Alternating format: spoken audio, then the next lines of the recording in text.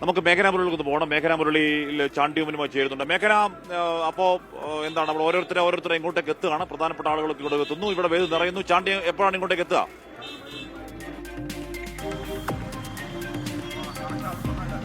ഹാഷ്മി, വീണ്ടും ഒരു കോൺഗ്രസ് സർക്കാർ അധികാരത്തിലേക്ക് ഏൽക്കുമ്പോൾ അത് ഉമ്മൻചാണ്ടി സർക്കാരിനെയും ഉമ്മൻചാണ്ടിയെയും കാണാതെ അല്ലെങ്കിൽ ആ ഒരു ഓർമ്മകൾ കൂടി അയവിറക്കേണ്ടതുണ്ട് എന്നുള്ളതാണ്. ഇപ്പോൾ ചാണ്ടി ഉമ്മൻ MLA, ഉമ്മൻചാണ്ടിയുടെ മകനായിട്ടുള്ള ചാണ്ടി ഉമ്മൻ MLA പുതുപ്പള്ളി ഹൌസിൽ നിന്ന് നടന്നാണ് സത്യപ്രതിജ്ഞാ വേദിയിലേക്ക് പോകുന്നത്. 3 കിലോമീറ്റർ ജഗതിയിലെ പുതുപ്പള്ളി ഹൌസിൽ നിന്ന് ഈ സെക്രട്ടേറിയറ്റിനടുത്തുള്ള ഈ സ്റ്റേഡിയം വരെ 3 കിലോമീറ്റർ ഉണ്ട്.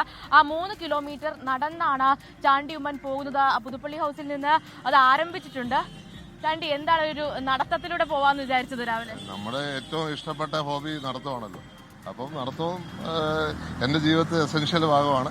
പിന്നെ ഇന്ന് സത്യപ്രതിജ്ഞ നടക്കുന്ന ഈ ദിവസം നടന്നു തന്നെ പോകുന്നതിനൊരു ഔചിത്യക്കുറവുണ്ടെന്ന് തോന്നുന്നില്ല. അതുപോലെ ഉമ്മൻചാണ്ടി സാറിനെ ഓർക്കുമ്പോൾ കഴിഞ്ഞ ഈ നിയമസഭാ സാമാജികനായ സമയത്തൊക്കെ ഈ പുതുപ്പള്ളി ഹൌസിൽ നിന്നാണ് സാറ് പോയിട്ടുള്ളത്. ആ ഓർമ്മകൾ കൂടി വരുന്നുണ്ടല്ലോ മകന്. തീർച്ചയായിട്ടും അദ്ദേഹം 2 പ്രാവശ്യം മുഖ്യമന്ത്രിയായപ്പോഴും ഇന്ന് അദ്ദേഹം മുഖ്യമന്ത്രിയായി സത്യപ്രതിജ്ഞ ചെയ്തിട്ട് ഇതേ ദിവസം തന്നെയാണ് 15 വർഷം മുമ്പ്. അപ്പോൾ ആ ഓർമ്മ നിലനിൽക്കുന്ന ഒന്നാണ്. അപ്പോൾ തീർച്ചയായിട്ടും അദ്ദേഹത്തിൻ്റെ ഓർമ്മകൾ കൊണ്ട് തന്നെയാണ്.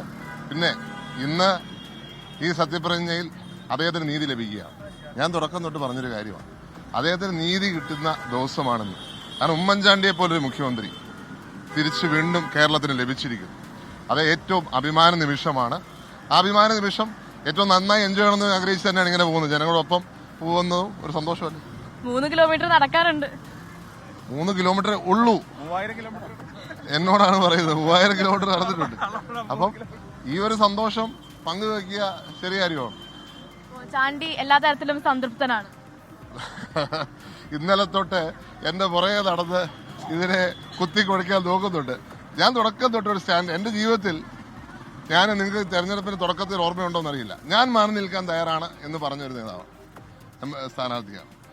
അപ്പോൾ തീർച്ചയായിട്ടും ഇന്നും വേണമെങ്കിൽ അങ്ങനെ ഒരു നിലപാടാണ്. പാർട്ടി പറയുന്ന ആൾക്കാർക്ക് വേണ്ടി എന്നും നമ്മൾ മാറി.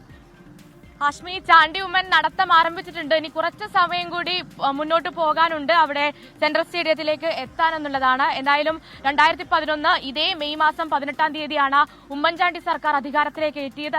അത് ഉമ്മൻചാണ്ടിക്ക് നീതി ലഭിച്ചു എന്നുള്ളതാണ് ചാണ്ടി ഉമ്മൻ ഇപ്പോൾ പറയുകയും ചെയ്യുന്നത്.